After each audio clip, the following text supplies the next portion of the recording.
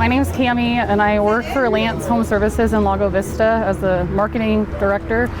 I have family in Leander, so me and the owner Jacob were chatting, and he said to go ahead and start taking in donations when we heard about the storm. So he opened up the whole front of his office to donations, and it's kind of blown up overnight with the community.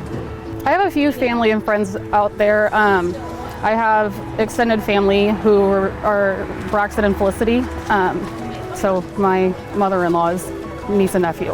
And then a few other families have lost their home and all of their personal belongings and memories and things like that. I think it's going to take a lot of all hands on deck and boots on the ground.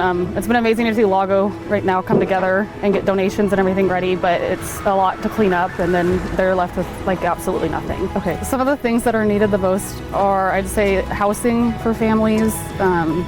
Just living situations have been completely taken from them. Vehicles, tons of vehicles are gone.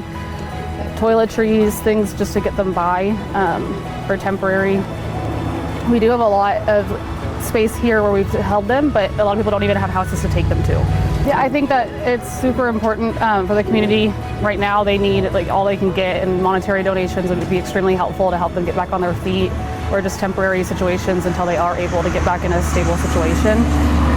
There's been so many families affected. I just want to say thank you to Mattress Mac and Gallery Furniture. I've seen y'all out here daily helping, and it's been amazing to see everyone come together. And if we can continue to support these families as they navigate life from now on after being so affected.